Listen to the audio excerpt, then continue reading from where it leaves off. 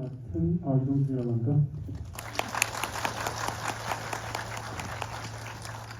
네, 출연한 도쿄하고도 슬픈 영화 추모전 오늘 또 더군다나 마지막 날 마지막 행사라서 특히 자리가 아니겠습니다.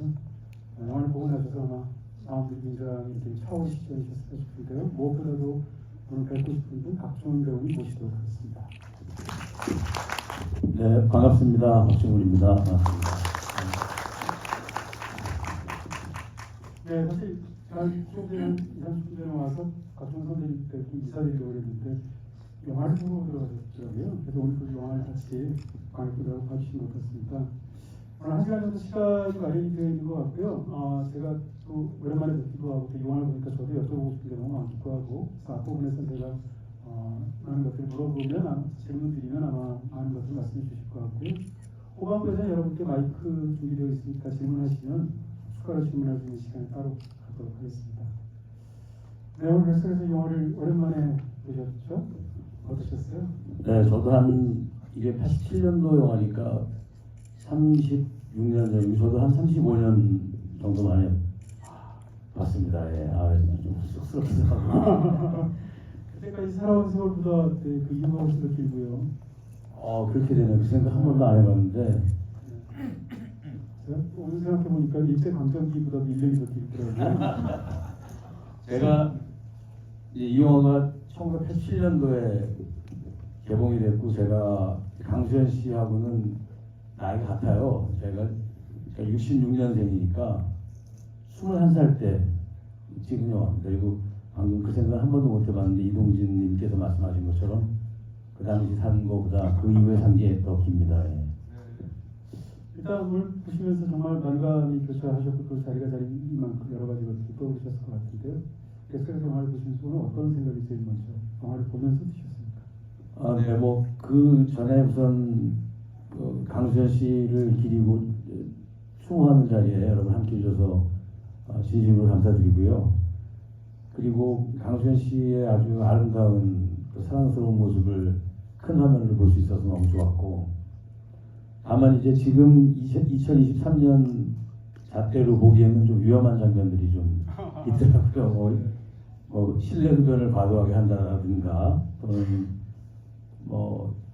한 여성이 다른 남성과 데이트를 하는데 숨어서 비행을 하고 또 다짜고짜 손찌검을 하고 하는 거는 저도 맞잖아요. 그렇죠. 처음에 그러니까 요즘으로 말하면 일종의 스토킹이 될 수도 있고 또 여성 폭력도 될 수 있기 때문에 그런 면에서는 이 영화의 완성도나 이런 걸 떠나서 예전하고 지금하고는 굉장히 좀 우리 사회가 많이 성숙했구나. 지금으로 와서는 잘 이제 동의하기 어려운 씬들이 많아서요. 그리고 좀 웃음 코드가 그 당시 극장에서는 저게 웃기는 거였어요. 되게. 지금 저는 아주 그냥 혼자 진땀 넣고 보고 제 그 옆에 매니저 하는 친구가 20대 후반인데 계속해서 농담 삼아 귓속말로 미안하다.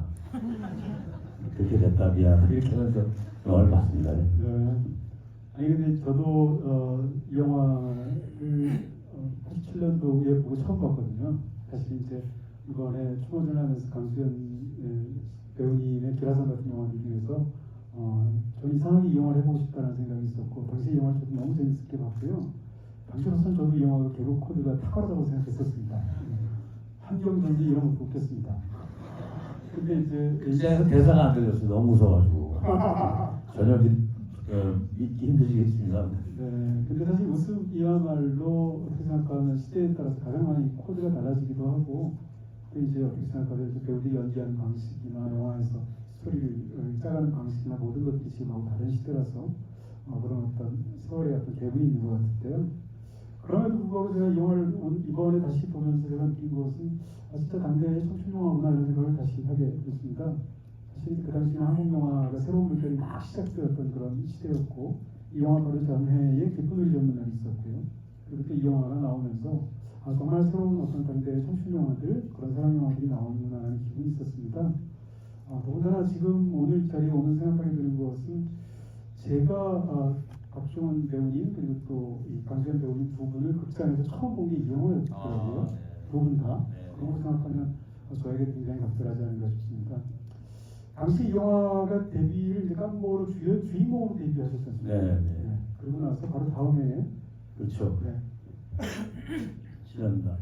제가 이제 85년도에 그 11월에 처음으로 영화 배우로서 레디고 소리를 들었어요. 그리고 이 영화가 사실 세 번째 영화입니다. 그 사이에 저를 데뷔시켜 주신 이황민 감독님이 제작하셨던 영화 교화라는 크게 주목받지 않았던 그런 사극이 있는데 그때 강수현 씨하고 처음 연기를 했어요. 네. 그러니까 86년도 겨울에 그러니까 거듭 얘기지만 뭐 숫자가 너무 재밌어서 둘 다 66년생인데 86년에 같이 사극 저는 그 상투와 또 사극 복장을 하고 강수현 씨는 또 역시 그 사극 복장을 하고서는 만나고 그 영화가 끝날 즈음 청바지를 입고 만난 거예요. 청춘 스케치를 찍는다고 해. 그래서 생각하면 현실처럼 수백 년의 세월을 지내고 그렇습니다. 있는데요. 사실 이 영화는 그해 제가 알기로는 최고의 한국 흥행 영화였습니다. 지금처럼 이제 극장에서 영진이 같은 데에서 투영하기 집계가 안 되던 시절이라서 흥행 기록이 그 당시에는 오로지 서울만 남아있던 그런 상황이고 또 개봉관과 재개봉관이 나뉘어 있었기 때문에 개봉관 스코어만 남아있던 시절인데 제가 오기 전에 찾아보니까 26만 명이더라고요. 그 당시로서는 굉장히 많은 그런 스코어였거든요. 그렇죠. 그 당시는 이제 서울 관객 집계를 투명하게 방금 말씀하신 것처럼 할 수가 없어서 서울에 있는 단일 개봉관 극장만 카운트를 할 수 있었거든요. 그러면은 보통 극장이 그때는 심야 상영을 할 수가 없던 시절이기 때문에 5회 상영만 가능했어요. 1, 2, 3, 4, 5. 이제 천석이니까 한 회가 다 매진 하루가 다 매진된다면 5천 명이고 아니 그게 이제 한 달 동안 다 매진된다면 15만 명이니까 사실은 5천석이 매진되려면은 전혀 정보가 없던 시절이니까 그냥 극장에 무작정 왔거든요. 그래서 뭐 매진되면 돌아가고 이런 관계까지 합하면 뭐 그랬죠. 지금 누가 어떤 분이 말씀하시기를 단순하게 서울 극장 개봉관 단관에 곱하기 한 10에서 15쯤 하면 전국 관객 정도쯤 되지 않을까. 요새로 말하면 3,400만 명. 그 당시로서는 우리 한국 영화 관객이 거의 지금하고는 비교할 수 없을 정도로 적었기 때문에 뭐 의미 있는 하여튼 흥행이 됐던 영화이긴 합니다. 단상사에서 개봉됐던 것 같고요. 말씀하신 것처럼 그 당시에 지금 이 극장도 사실은 이 외곽 성수에서 굉장히 큰 객석인데 여기도 아마 2, 300석밖에 안 되잖아요. 근데 천석이 안 되죠. 네, 그 당시에는 천석에 꽉꽉 들어차서 그 사람들이 줄을 서서 암표를 사서 들어왔었거든. 그런 시절에 이 영화를 보면서 모두가 함께 울고 웃었던 광경들을 생각하면 정말 진풍경이 아니었을까. 감사하죠. 네. 이게 참 하나 여러분들 이 얘기하면 새삼스럽게 놀라실 텐데 흔히 얘기하는 그 1987년 영화도 나왔잖아요. 1987 6월 항쟁이라고 하는 6월 민주화 운동이 6월 달에 있었고 6월 29일에 대통령 직선제를 발표했잖아요. 이 영화 개봉이 그해 1987년 10월 3일이나 4일이에요. 6월 6.29 대통령 직선제 발표 이후 일주일 뒤에 개봉된 영화였는데 그때 그 시위 때문에 지금으로 말하면 민주화 운동이죠. 그 시내에 전투경찰이라든가 이런 그 공권력으로 사람들을 통제하던 시절이었어요. 근데 종로 3가에 있는 서울극장에 사람이 와야 되는데 아이고 어떡하나 잘 안 되겠구나 생각을 하다가 이제 일주일 전에 민주화 선언이었었죠. 한 일주일 상간이었죠. 그 파일럿도 아, 나라를 위해서. 네. 근데 그 당시가 21살이니까 잘 몰랐어요 그런 걸. 그래서 1987이라는 준엄한 영화가 이제 여러분들에게 소개가 되고 지금도 뭐 많이 회자가 되고 있습니다만 저한테 1987년은 아주 그 21살에 이 영화가 흥행이 돼서 막 행복한 해였거든요. 그때 그 생각을 못했죠. 사실 이제 90년대는 이제 박수홍 배우님 그리고 또 강수현 배우님 두 분의 시대였습니다. 정말로 이제 인기로나 뭐 한국 영화사에 미친 영화로나 그러셨는데 그 시작이 어떻게 생각하면 이 영화가 아니었을까라는 생각을 하게 됩니다. 이 영화를 통해서 두 분은 사실은 1년 전이나 강수현 배우님은 뭐 어린 시절에 이제 아역 배우 됐었지만 성인 배우 처음 한 거는 2년 전에 이 영화 나오기 전에 고래사냥터가 처음이었으니까요. 그렇게 막 나온 상황에서 두 분이 이 영화하고 그게 최고의 흥행 영화 그런 또 대중 스타로 등극하시면서 그 이후에 어떤 나날이 시작하게 된 어떤 최초의 디비돌 같은 그런 영화다 이렇게 당시로서는 기분이 굉장히 좋으셨겠습니다. 네, 그리고 지금 뭐 이 나이 젊은 분들을 폄하하는 건 아니지만 제가 21살 때 이 영화를 찍었는데 지금 그렇게 생각하니까 뭘 알았겠나 하는 생각이 들어요. 그래서 조금 저 개인적으로는 이 영화를 보면서 그 당시 제가 철없이 불었던 일들이 막 떠올라서 약간 객석에 앉아있을 때 조금 많이 좀 혼자서 부끄러웠던 그런 기억도 같이 나더라고요. 자리니만큼 이제 강선 배우님에 대한 것들을 좀 주목해서 이번에 영화를 다시 보게 되는데 일단 뭐 영화 외적이 아니죠. 영화 외적으로도 포함해서 강선 배우님 자체가 너무 멋있게 나오는 것 같습니다. 사실은 강선 배우님의 영화들을 보면 굉장히 비장하거나 깊거나 어둡거나 이런 영화들이 사실은 한국 영화에서 굉장히 유명한 영화들이 많고 그런 데서 뛰어난 그 족적을 남기신 분이시지만 이렇게 가벼운 데서 이렇게 멋진 단계의 청춘 스타로 모습을 보여주신 분이었지라는 생각을 제가 다시금 하게 됐는데요.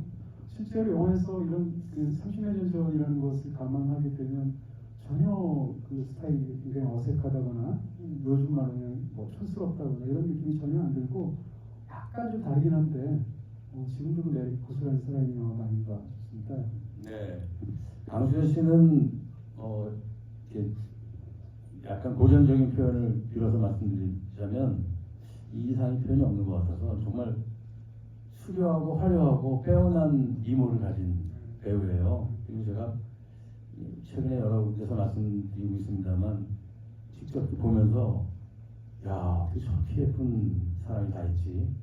예쁜 거를 넘어서 참 아름답구나 외양이 그런 생각을 하게끔 해준 배우이고 이건 이제 제가 고등학교 3학년 때 그 용산고등학교를 다녔는데 강수현 씨가 그 당시 고교생일기라는 KBS 이 당시도 인기 있던 드라마를 촬영하러 고등학생 하이틴 드라마였는데 그 촬영지가 용산고등학교였어요. 그래서 제가 고등학교 3학년 때 강수현이다 이러면서 소리 지르다가 교련선생님한테 혼난 적이 있었거든요. 사실은 이렇게 막대기한테 맞아가지고 혹도 좀 나오고 그랬던 기억이 나는데 그리고 나서 그게 83년도인데 2, 3년 뒤에 영화를 찍은 거잖아요. 2년 뒤에 그렇게 얘기를 했어요. 사실은 내가 수연아 중훈아는 친구였는데 너 때문에 교련선생님한테 맞은 적도 있었다고. 그러니까 저희한테는 이 영화로 강수현 씨가 새로 스타가 됐다라기보다는 어렸을 때부터 저희 세대에는 늘 스타였죠. 아역 배우시라서부터 저한테는 이렇게 처음 같이 영화를 찍는데도 좀 영광인 뭐 그런 분위기였어요. 사실 이제 오래된 영화를 볼 때 제가 몇 가지 보는 포인트들이 있는데 그 중에 하나는 이제 이 영화는 그나마 휴대폰도 없지만 휴대폰의 기종을 본다거나 이런 것들을 보게 되고요. 무엇보다도 이제 옷 모양들 같은 패션 같은 걸 보게 됩니다. 근데 저 시대는 진짜 젊은 사람들은 무조건 다 청 입었나 봐요. 예. 모든 배우들이 다 청 입고 나오는데. 이 영화에서 재킷하고 바지를 많이 입어서인지 그 선우는 저는 아직 기억이 완벽하진 않은데 이 옷이 다 제 옷이에요. 그때 80년대는 사극 빼고 한국 영화에서 의상팀이 없었어요. 그러니까 의상이라는 팀이 없었고 또 분장팀이 없었어요. 분장도 제가 하고 의상도 다 실제로 제가 가지고 있는 옷이었어요. 그리고 여기 아까 시계 하나가 클로저리 하나 되는데 그것도 제가 차던 시계였고요. 중간에 그 옷을 잃어버리면 큰일 났죠. 그 영화를 이을 수가 없으니까. 항상 제 옷이지만 아주 그리고 김세준 씨가 보물섬역에 알록달록한 셔츠를 입고 나오는데 이게 제 옷이거든요. 현장에서 감독님이 야 이거 세준이 입혀. 그래서 제 옷인데 그 영화 속에 나오기 이러던 시절이죠. 35년보다 더 된 것 같은데요. 예, 저로서도 정말 옛날이에요. 신기한 얘기인데, 그래서 지금 말씀하신 걸 듣고 보니 극 중에서 강수현 배우님은 옷이 굉장히 다양하게 입고 나오시는데, 박중 배우님은 청자기 딱 두 벌, 옅은 거 짙은 거 두 벌만 입고 나오시던데요. 전반부 이게 또 촬영도 순서 촬영하신 것 같아요. 왜냐면 전반부는 다 옅은 쪽이고 뒤에는 또 진한 쪽이고. 예, 뭐 비교적 순서대로 촬영한 것 같은데 제가 80년대에 그 한 5년 정도 청바지 모델을 했었어요. 뱅뱅 청바지라고. 그래서 그때 이거는 이 영화를 찍을 때는 청바지 모델 하기 직전이었던 것 같아요. 그다음에 이 영화 마치고 한 1년 뒤쯤부터 한 5년. 또 그때 만약에 제가 먼저 모델이었었으면 그 청바지를 많이 입었을 거 아닌가 생각이 들어요. 어떻게 생각하면 이 영화에서 인기랑 관련이 있을 수도 있겠다라는 생각이 들고, 지금 뭐 사실은 그 회사가 없어졌음에도 뱅뱅 사거리라고 아직도 얘기하지 않습니까? 그렇죠. 마찬가지로 당시에 청바지 모델을 한다는 것은 당시 최고 스타들이 하는 그런 CF였는데 당대로 짐작할 수 있는 부분이 있지 않을까라는 생각이 들기도 합니다. 또 한 가지 또 영화를 보면서 제가 또 굉장히 별게 다 신기한데요. 오랜만에 보다 보니까 저도 영화의 전반부를 보면 이제 군대를 가는 장면이 나옵니다. 근데 보통 군대를 가는 장면이 나서 머리를 깎아도 저렇게 올라갈 깎지는 적당히 그냥 약간 병명이 티나게 깎는다거나. 네네. 그래서 보니까 공장은 아니더만 그럼에도 불구하고 머리를 정말로 군대 가신 것처럼 완전히 네. 깎으셨어요. 그렇죠. 이거는 감독님이 이렇게 하라고 하신 건가요? 아니 당연히 그렇게 했었어야 되는 거고요. 요사이도 군에 갈 때 입대할 때 왜 적당하게 왜 조금 앞머리는 이렇게 깎는 사람이 있고 그냥 다 삭발하는 사람이 있잖아요. 근데 저 때는 시대가 저 머리 헤어스타일 길이를 보면 아시겠지만 남자가 머리가 짧으면 뭐 좀 교도소에서 나온 지 얼마 안 됐거나 그러니까 만약에 삭발해서 조금 더 길면 좀 그 분위기를 좀 험악하게 만드는 그런 거였어요. 그래서 그 머리를 삭발한다는 거는 남자임에도 불구하고 굉장히 뭐 치욕스럽다는 표현이 맞는지 모르지만 좀 과감한 거였거든요. 근데 제 어린 마음에 이왕 머리를 자르고 좀 티가 나게 좀 그냥 삭발을 하자 이렇게 된 거죠. 그 모습 너무 강렬해서 사실 강수현님을 생각하면 그 부상 굉장히 좋으시잖아요. 그래서 사실은 아재아재 바라제 그 삭발한 모습이 그렇죠. 떠오르는데 박중호 배우님도 이 삭발한 모습이 떠오르잖아요. 만나도 다르지만 그런 생각이 들기도 합니다. 사실 이제 더군다나 광고로 물론 주연을 하셨습니다만 이렇게까지 영화가 성공을 받고 많이의 사랑을 받고 이런 상황이 되면 자랑스럽기도 하고 또 관객들은 어떻게 봤을까 궁금하기도 하고 또 그때는 달리 볼 수 있는 방법도 없지 않습니까?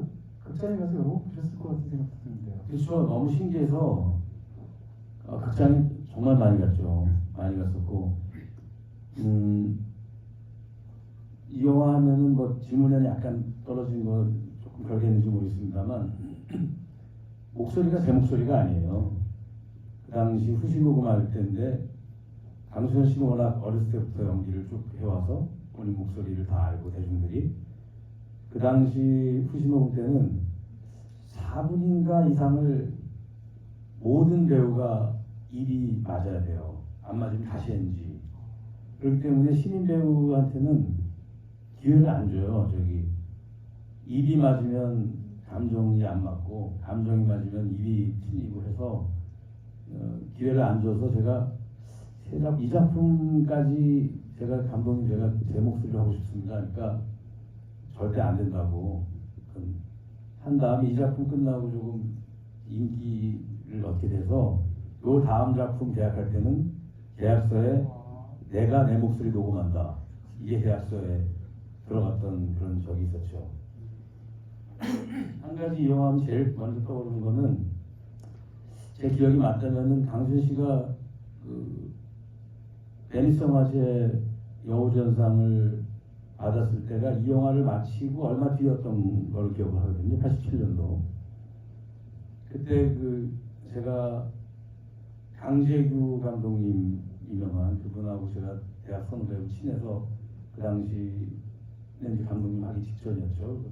둘이 있다가 그 소식을 뉴스에서 접하고 아직도 선명하게 기억하는 게 정말 둘이 손을 잡고서는 너무 뿌듯하고 꿈인가 생신가 할 정도로 강수현 씨에 대해서 자랑스러워하고 또 동료 영화인으로서 고마워하고 놀라웠던 그런 기억이 납니다. 사실 이제 지금이라면 한 20년 전의 상황이 또 믿기지 않을 정도로 음악계 BTS나 봉준호 감독이나 아니면 또 문학 쪽에서조차도 사실은 국제적으로 굉장히 큰 성공을 거둔 사례들이 한국에서 굉장히 많이 나왔지만 당시에는 전혀 그렇지 않은 상황에서 저도 어린 마음에 굉장히 신기했던 기억이 나고요. 이 영화가 나온 그해 말씀하신 것처럼 베니스 영화제에서 여우주연상을 시가지고 받으셨고 그리고 나서 또한 1, 2년 있다가 모스크바 영화제에서 그 당시에는 지금은 모스크바 영화제가 이상이 없지만 그 당시에는 이제 4대 영화제라고 말을 했었거든요. 모스크바 영화제에서 또 역시 아제아제 파라제로 여우주연상을 받았죠. 어떻게 생각하면 한국의 대중문화 쪽을 이끈 그런 스타로서 국제적으로 한국에서 처음 월드스타라는 그런 별명을 가진 사람이 바로 강수현 배우님이 아니었나 싶은 생각이 있는데요. 또 박수홍 배우님도 사실은 할리우드에 가장 먼저 진출한 한국 배우 중에 한 분이시고 인정사정 볼 것 없다 이후에 찰리의 진실 같은 작품들 포함해서 지금은 한국 배우들이 할리우드 영화에 출연하는 게 별로 그렇게 드문 풍경이 아니지만 그 당시에 굉장히 놀라운 상황에서 선구적인 일들을 하셨죠. 그렇게 한국 영화만 생각하시다가 같이 연기하던 더군다나 동갑의 친구 같은 그런 강수현 배우님이 그런 성공을 거두니까 본인 스스로도 약간 그 배우님께서 보시기에 어떤 시장을 보는 외국을 보면서 더 눈이 커지게 되는 그런 계기가 되지는 않았습니까? 예, 저하고 비교할 수 없을 정도로 시기라든가 또 강수현 씨가 이루는 그 배우로서의 업적은 저하고 비교 불가할 정도로 아주 큰 배우인데 정말 자랑스러웠어요. 고마웠고 왜냐하면 그 한국 영화가 80년대는 한국 영화 생긴 이후에 가장 암흑기가 7, 80년대가 아닌가 80년대 중반 후반까지도 흔히 얘기하는 그 에로 사극 또 흔히 얘기하는 호스테스 영화 그게 이제 군사독재 정권의 사전 검열이 있어서 어쨌든 여러 가지 이유로 암흑기였는데 강수현 씨가 그 큰 메이저 영화제에서 지금으로 말하면 정말 넘사벽인 당시 우리나라 국력이나 문화 영화 수준으로 볼 때는 그래서 정말 어디 나갈 때마다 외국인 만날 때마다 우리나라에 이런 배우가 있다 하면서 항상 제가 막 뿌듯했던 그런 기억이 선명합니다. 자 이제 이 영화에 관한 이야기를 조금 더 안으로 들어가서 한번 이야기를 해보도록 하겠습니다. 또 이제 사실 이 영화를 오랜 세월이 지나서 영화의 모든 스토리가 다 장면들이 기억나지는 않는데 첫 장면을 보자마자 맞아 저 영화가 저렇게 시작했지 이렇게 생각했습니다. 제임스 틴 얼굴부터 나왔잖아요. 영화가.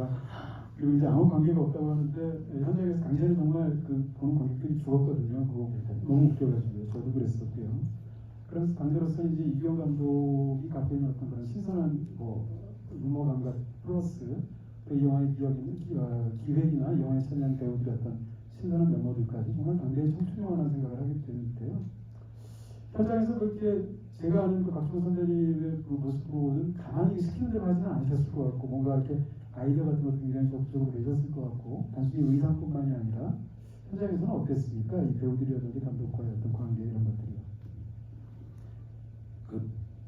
안타깝게도 이 영화 만드신 이규영 감독님도 이제 지금 고인이신데 그분도 지금 생각해 보니까 제가 기억이 맞다면 57년생인가 그래요. 그러니까 이 영화를 만들던 당시가 30살이었고 강수현 씨하고 저야 21살이었고 김세준 형도 저희보다 3살 많았으니까 24살 그러니까 만든 감독 또 주연 배우 3명이 다 20대인데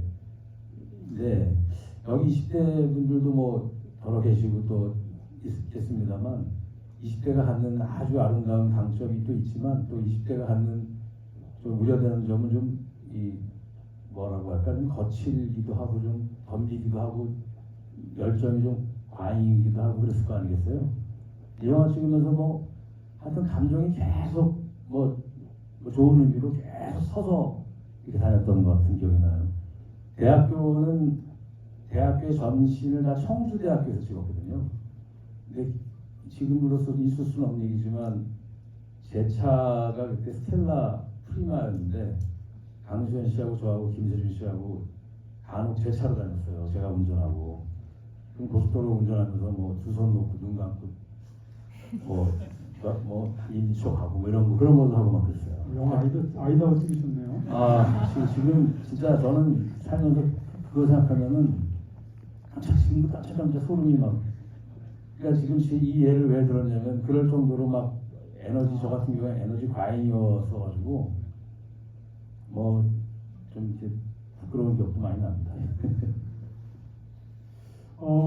저는 이제 뭐라고 할까 이제 한국 영화사나 영화사 맥 같은 것들도 같이 떠올리게 되더라고요. 너무 영화가 옛날 영화로서 중요한 어떤 수십 년의 영화로서 위치를 차지하고 있어서 그 당시에는 미처 그런 생각을 못하기도 하고 신선하게만 느꼈는데 지금 생각하니까 사실 영화에서의 그 사랑 영화 로맨틱 코미디로서의 남녀 주인공의 어떤 캐릭터라이징은 오히려 이렇게 한 10년, 20년쯤 지났을 때야 비로소 보편화되는 굉장히 선구적인 측면이 있었던 것 같아요.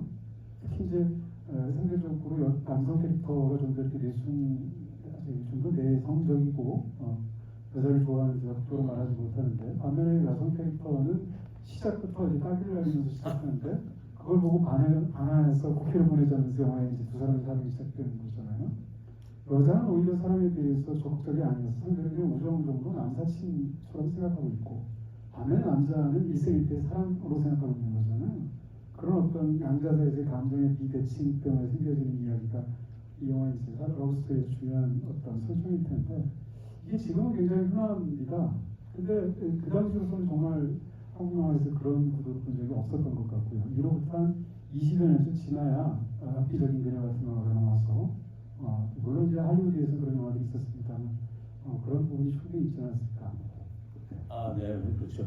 그리고 미미라는 이름이 이제 사랑스러운데 미미라는 이름이 강수현 씨의 극중 이름하고 참 어울리는 것 같다는 생각이 들거든요. 그러니까 아름다운 미자 두 개이기도 하고. 근데 강수현 씨가 이 역할 워낙 성격이 뭐랄까 다 좋은 의미로 굉장히 강해요. 강하고 아주 굵고 선명하고. 그러니까 강수현 씨가 이 역을 이렇게 연기할 수밖에 없었을 거라는 생각이 들어요. 다르게 연기했으면 강수현 씨 매력이 덜 나오거나 안 나오지 않았을까. 그러니까 방금 말씀하신 당시 남성상이라든가 여성상의 뭐 어떤 에너지의 무슨 그 차이도 있겠지만 그거 이전에 강수현이라는 배우가 이 역할을 가져와서 그냥 자기 속에서 이렇게 잘 소화해서 관객들에게 보여줬던 것 같아요. 네. 그렇게 다르게 연기하셨다면 영화 속에 등장하는 그 선볼 때, 임대생 만날 때 그 모습, 그런 모습이겠죠. 그런 상상이 들기도 하네요. 강수현 씨가 대단한 게 21살 나이인데도 그 아주 좀 맑은 대학생 모습도 있잖아요. 그러다가 같은 시기에 찍었는데 약간의 메이크업이라든가 상황을 바꿨을 뿐인데 또 가지고 있는 분위기가 아주 여성스럽고 그 대학생 같은 분위기랑 또 다르잖아요. 21살 나이 때부터 저렇게 다양한 모습을 가지고 있었어요. 그러니까 세계적으로 인정받는 배우가 되지 않았을까 생각이 듭니다. 저는 사실 이제 90년대 내내 박정원 선배 배우님의 코미디를 즐긴 사람으로서 그 코미디 연기 스타일을 너무 잘 알고 있거든요. 얼마나 그쪽으로 능하신지 그런 것들을 수많은 대중들과 함께 즐긴 측면이 있는데 사실 이번에 이 영화를 다시 보고 제가 느낀 건 강수현 배우님이 코미디 연기의 테크닉이 정말 뛰어나시구나라는 걸 새삼 이렇게 느꼈습니다. 영화에서 어떻게 보면 약간 웃기기 위해서 만들어진 수많은 세팅들이 있는데 예를 들어서 그냥 집에서 옷을 갈아입기 위해서 혼자서 패션쇼 하듯이 거울을 보면서 하는 다양한 행동들 같은 것은 전형적인 어떤 그런 걸로 짜여져 있는데 그 안에서 연기하시는 거 보면 굉장히 쉽게 얘기하면 무슨 세트 플레이에 능하다고 그럴까요? 그러면서 강수현 배우님께서 역시 코미디도 굉장히 능하셨구나 이런 생각을 새삼 들었대. 두 분이 하시다가 막 또 젊은 나이에 이렇게 막 웃음이 터지거나 해서 NG가 나거나 이런 경우 참 많지 않았을까요? 수도 없죠. 수도 없는데 가끔 좀 배우의 이미지와 실제 모습이 다른 경우가 있어요. 예를 들면 차태현 씨 하면 되게 즐겁잖아요 보기에. 근데 직접 만나면 알 수가 굉장히 없어요. 처음 만나는 사람들은 나한테 화가 난다 할 정도로 이미지가 다른데 강수현 씨는 실제 성격이 그렇게 밝아요. 그리고 이 영화를 위해서 그 무겁던 사람이 밝은 모습을 보여준 것이 아니라 기본적으로 이 미미아철수 이 영화에서도 본인 모습하고 비슷한 게 굉장히 많아요. 그래서 그러다 보니까 밝은 연기를 할 때도 하나도 어색하지가 않은 것 같아요. 예. 그래서 이제 이렇게 뭐라고 할까 춤추는 장면도 굉장히 많잖아요. 그냥 디스코텍에서 추는 춤도 있지만 처음에 첫 데이트를 성공적으로 마치고 나서 내가 드디어 쟤랑 사귀게 됐다 일이다 해서 춤춰서 그 뽀뽀뽀 춤 이런 거 하시잖아요. 근데 그런 걸 찍을 때 현장에서 물론 이 통제를 하겠습니다만 그 세트가 아닌 상황에서 사실 그보다는 아직은 배우의 입장에서 아무리 천하의 그런 이 열기가 넘치시는 그런 에너지를 갖고 있는 분이라 할지라도 쉽지 않았을 텐데 영화 속에 춤추는 장면들 이런 것들을 찍을 때는 어떠셨습니까? 근데 배우가 그러니까 부끄러워하는 순간 사람들이 보는 시선을 그때는 배우가 될 수가 없는 건데요. 무슨 얘기냐면 되게 아이러니한 게 배우들이 월간지에서 화보를 찍을 때 있잖아요. 뭐 패션 화보라든가. 제가 아는 배우 대부분은 다 어색하게 찍어요. 저렇게 연기 잘하는 배우가 그 패션 화보를 찍으려면 참 어색하게 찍는데 만약에 패션 화보를 찍는 배우의 역할을 연기해라라고 한다면 굉장히 잘할 것 같아요. 그러니까 동기부여를 스스로 시키는 거죠. 그러니까 그때는 군중 구경하는 분들이 통제를 할 수가 없었고 할 인원도 없었고 예산도 없었어서 길거리에서 촬영을 할 때 굉장히 예를 들면 슬픈 마음으로 저쪽을 봐야 되는 걸 찍는데 거기서 어떤 사람이 그 지나가는 행인이 씩 웃고 있잖아요. 그 사람하고 눈이 마주칠 때도 있어요. 그러나 그러니까 그 순간은 그냥 입체 그림책이라고 생각을 해야지 거기에 저 사람과 나에게 감정이 교류하고 뭐 의식이 된다고 한다면 그건 아마 뭐 예전이나 지금이나 어느 장소를 막론하고 배우 되기가 힘들 거라는 생각이 들어요. 한참 배우들도 이제 사실 예전 영화를 볼 때 흥미로운 것은 그때 저 배우가 저기 저렇게 나왔구나 하는 생각들을 하게 됩니다. 이제 영화에서 그렇게 보이는 첫 번째 배우는 사실 최양락 씨. 예. 최양락 씨는 애초에 캐스팅 자체에서 요구되는 어떤 특정한 개그를 영화에서 실제로 하기도 하고 예를 들어서 무슨 이소룡 흉내를 낸다거나 아니면 처음 고드로부터 이렇게 등장했을 때도 본인이 이렇게 약간 이렇게 몸을 거들먹거리는 그런 특유의 어떤 인기가 있었던 그런 개그맨으로서의 행동을 하지 않습니까? 이렇게 어떻게 생각하는지 유머가 중요한 영화에서 그런 전문 개그맨이 들어와서 사실 그렇게 영화를 하고 있는 것이 당시로서 그렇게 흔한 일은 아니었던 것으로 기억됩니다. 혹시 그 시대를 기억하실지 모르겠습니다만 유머 1번지라는 게 있었어요. 그런 게 당시 36년 전에 가장 인기가 많은 코미디 프로그램이었었는데 그때는 방송국이 2개밖에 없었거든요. MBC하고 KBS. 거기서 그러니까 모든 전 국민이 TV를 보던 시절이고 시청률이 50% 정도 나오면은 약간 히트된 정도. 그리고 한 80, 90% 시청률도 많았어요. 그러니까 제가 그러니까 한 30% 정도면은 연속극이 좀 안 된 케이스. 이건 뭐 금방 찾아보시면 아실 텐데. 그때 6월 1번지라는 프로그램은 아주 폭발적이었고 거기서 최양락 씨는 그 뭐 날 놓치지만 나는 봉이야 뭐 이런 그 당시 최양락만 이름만 떠올려도 막 웃던 시절이에요. 그래서 그 밑에서부터 쫙 우드서부터 올라와서 최양락 씨 얼굴이 딱 나왔을 때 극장은 완전히 뭐 복도로 쓰러지는 사람 뭐 일단 기본적으로 최양락 씨가 뭐만 해도 그리고 왜 계단에서 왜 지나가는 그 여성들을 뭐 안녕하세요 뭐 저는 뭐 이렇게 되고 뭐 이렇게 하잖아요. 지금 보면 뭐 저렇게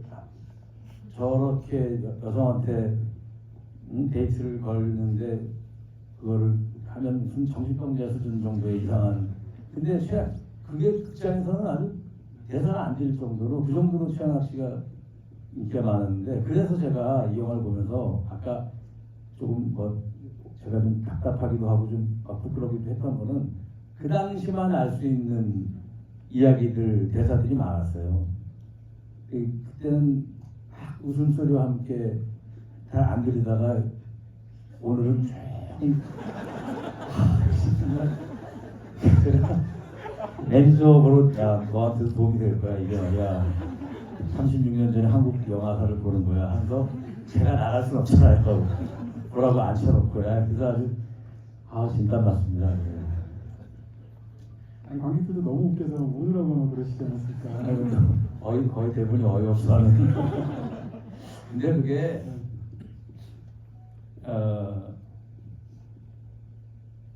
그러니까 찰리 채플린이 대단한 거는 수십 년 전이 뭡니까 정말 그 엄청난 예전에 물론 페이소스가 있는 사회성 짙은 뭐 그런 의미를 떠나서 웃기는 영화를 찍었잖아요. 지금 봐도 웃기잖아요. 그러니까 야 이게 정말 걸작이구나. 이 시대를 넘어서 다 공감할 수 있는 이야기. 또 웃음 코드라는 거는 또 더더욱 그런 거일 텐데 이 영화는 뭐 걸작이라고 얘기는 지금 보니까 조금 무리가 없지 않아 보입니다만 당시로서는 뭐 그냥 저는 이 영화 때문에 그 강수현 씨는 역시 마찬가지로 거의 그 구름 위를 떠다닐 정도의 그 인기를 받았던 그런 영화죠. 예. 어디만 가면 뭐 철수 뭐 미니 뭐 이러고 뭐 안녕 뭐 이러고 하여튼 굉장히 그때 기억이 많이 납니다. 사실 또 영화가 이제 후반부에 그 보물섬의 병이 밝혀지면서 완전히 급변하게 되는데 저는 사실 그 노래를 너무 이 영화에서 상대에 잘 사용을 해서 특히 이제 많은 사람들이 안녕이라는 노래로 이제 김창완 씨의 영화를 기억하겠습니다. 저는 그 뒤에 나오는 그대 떠나는 날 비가 오는가라는 노래를 들으면서 극장에서 정말 이제 마음이 그랬던 기억이 나거든요. 네. 그 영화에서 후반부에서 아무래도 이 연기를 하지 않은 그런 장애인 배우들하고도 같이 연기를 하셔야 되는 부분도 있을 거고 한 3분의 1까지 신나게 오면주에 가깝게 웃기다가 뒤에 가면 또 이제 그런 연기를 주로 쳐다보는 연기를 하셔야 되지 않습니까? 당시 이제 후반부 연기를 또 이제 김세준 배우와 함께 하셨던 기억은 어떻게 생각하셨습니까? 그 당시에도 약간 많이 있었는데 오늘 보니까 좀 갑자기 다른 영화가 갑자기 영화가 바뀌는 것 같은 느낌도 들고 지금 보면 뭐 장애를 가진 분들을 이렇게 되게 출연시켜서 좀 더 깊은 감정을 나오게 한다 그런 면에서 조금 아쉬운 면이 있을 텐데 그 당시로서는 또 이 영화가 또 장애인 분들의 그 마음이라든가 그런 사랑을 또 나눌 수 있는 그런 좋은 계기가 됐던 영화이기도 했거든요.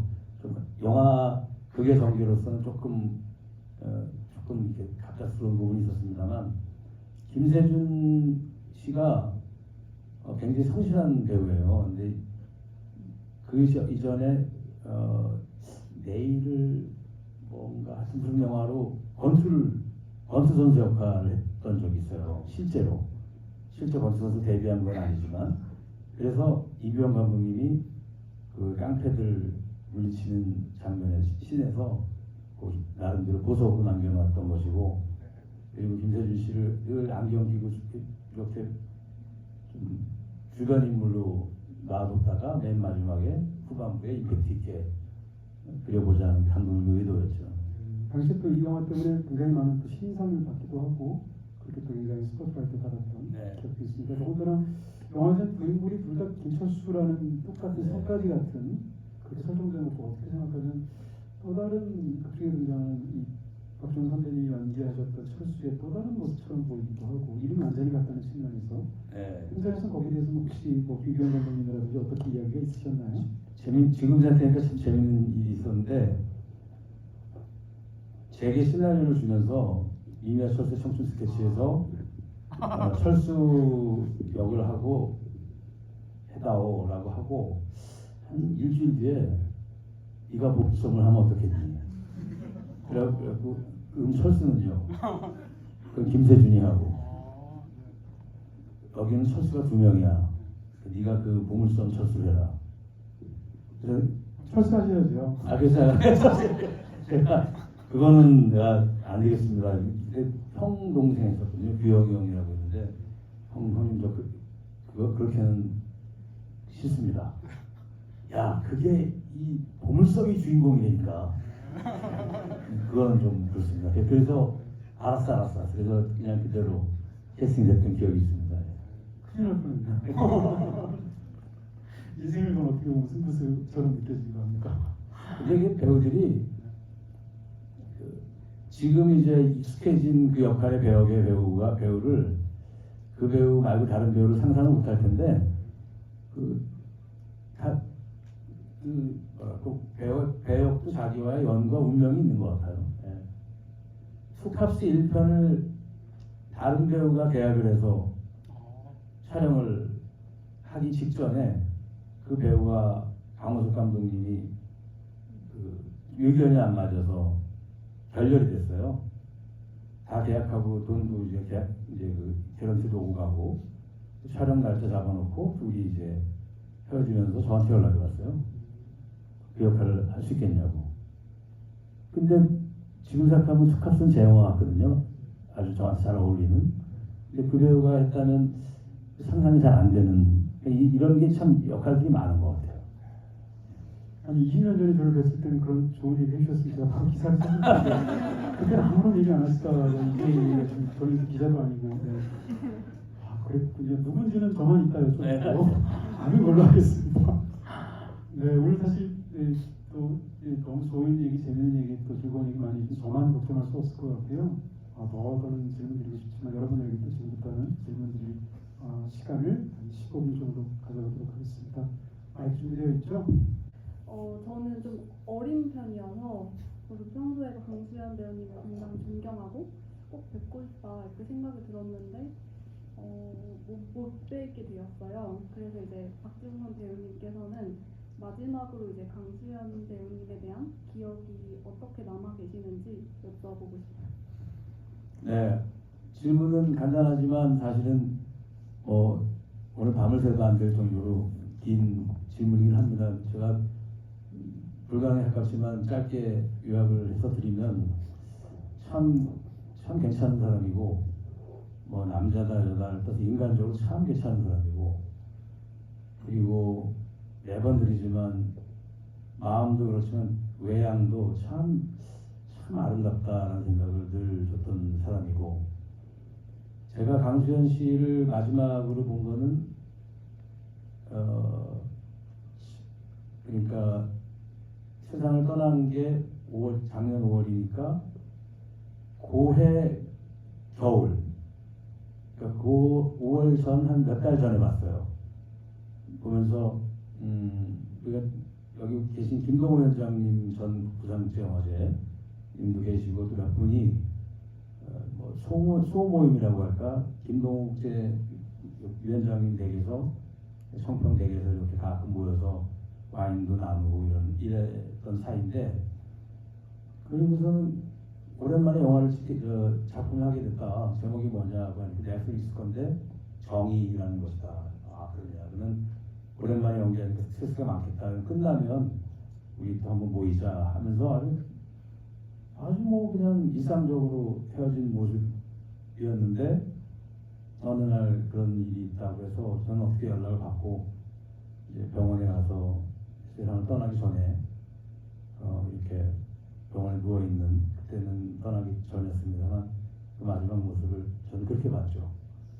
그리고 세상을 떠난 다음에 굉장히 슬펐어요. 그냥 뭐 친한 동료 한 명이 세상을 떠났다 이런 정도가 아니라 정말 아주 뼈같은 살같은 가족이 떠나는 것 같은 것과 다른 바 없는 굉장히 큰 슬픔을 좀 느꼈고 사실 지금도 이렇게 웃으면서 얘기를 하지만 이렇게 왔다 갔다 이번에 그 강수연 추모전 때문에 왔다 갔다 하면서 이렇게 맑게 웃고 있는 모습 보면은 가슴이 울컥울컥할 때가 많아요. 한 가지 제가 그 순간을 함께 할 수 있어서 행복했던 것은 강수연 씨 사진들이 이렇게 쭉 나오는데 상당수 많은 대표적인 예쁜 또 아름다운 근사한 사진들이 청춘 스케치 때 사진이더라고요. 그래서 나는 그 고인이 가장 아름다운 순간들 중에 하나였던 순간의 영화를 찍었던 사람이구나. 그러면서 저는 참 기쁘다 이런 마음을 가지고 있습니다. 두 분께서는 그 강수연 씨의 그 최고의 영화, 자기가 느낀 최고의 영화와 그 상황에서 그 최고의 연기 어느 장면 이렇게 떠오르면은 한 말씀 좀 해주면 좋겠습니다. 둘 다에게 질문해 주셨네요. 저한테도 예, 말씀을.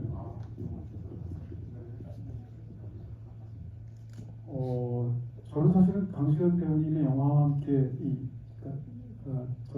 직업인으로서 그 영화를 했을 때는 오랜 세월을 살아온 사람이기 때문에 또 더군다나 사실은 아역 배우로 나온 그 영화들도 어린 시절에 굉장히 좋아했었습니다.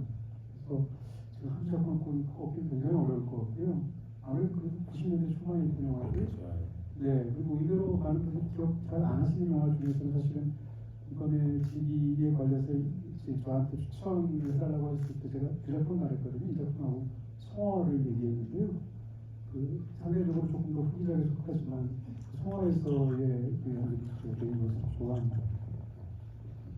저는 뭐 많은 분들 강수현 씨 영화를 거의 기억하는 많은 분들과 생각이 뭐 크게 다르지 않은데요.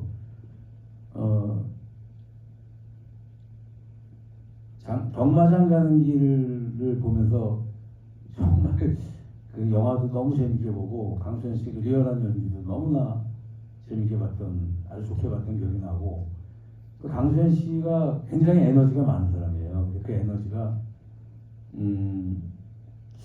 뭐 유치하게 좀 비유하자면 뭐 한 1, 20명 에너지 합한 것보다 더 많을 것 같을 정도로 에너지가 아주 강한 분인데, 그러다 보니까 카메라에 담기는 참 좋아요.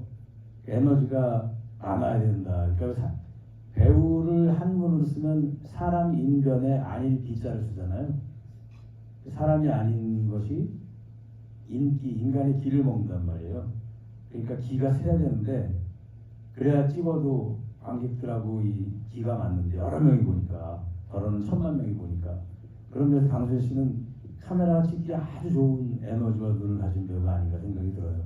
그런 면에서 수많은 영화 중에서 저는 특히 우리는 지금 제네바로 간다는 영화가 있어요. 그 영화도 뭐 아주 연기 호평을 받은 영화인데, 그 영화에서 그 분홍색인가요? 핑크빛인가요? 그런 상의 딱 붙는 상의를 입고 긴 머리로 이영하 선배님과 같이 연기했던 그 에너지 강한 모습이 저한테는 굉장히 또 많이 남아있는 그런 인상 중에 하나입니다.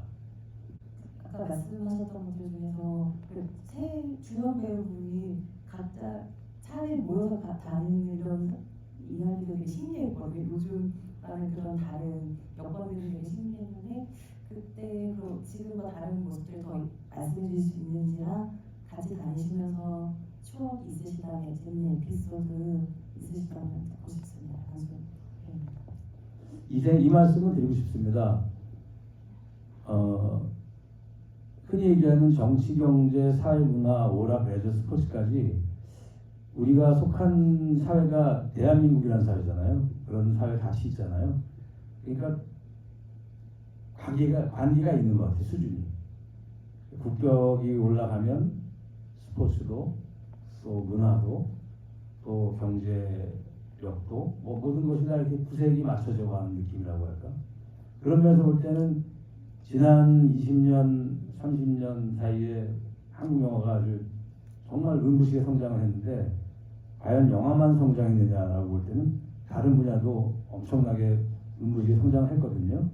그러면서 최소한 영화도 빠지지 않았구나라는 마음에 우선 안도감이 들고, 또 영화가 또 굉장히 각광을 받는구나라는 마음에 또 자부심도 듭니다. 그런데 제가 이렇게 전제하는 것처럼 이루 말할 수 없을 정도로 열악했어요. 영화 촬영 현장이라는 게 정말 열악했어요. 정말 제가 85년도서부터 한 38년 지나간 시절도 열악한 초창기를 느꼈는데, 저희 선배님들은 오죽하셨을까 하는 생각이 들어요. 정말 말할 수 없이 열악해서, 뭐 방금 아까 말씀드렸듯이 분장이라든가 80년대는 뭐 의상이라든가 이런 것들도 없었던 시절이라고 말씀드렸으니 뭐 다른 건 오죽했겠어요. 그때 모여서 같이 영화 찍으러 다니고 가족처럼 그렇게, 지금만 하면 독립영화 학생 졸업작품 정도에 되는 정도 사이즈나 규모로 찍었기 때문에 이 영화들이 제 기억에 아놀드 슈왈츠네거 뭐 프레데터, 뭐 터미네이터 인편 85년도인가 어쨌든 그런 영화들 뭐 다이하드 막 이렇게 나올 때 같이 걸려서 이렇게 큰 흥행을 한 거였기 때문에 그 당시 한국 영화인으로서는 다 뿌듯해하고 이러던 시절이었죠. 예. 질문이 좀 대답이 좀 길었습니다만 그렇게 이해해 주시기 바랍니다. 고맙습니다.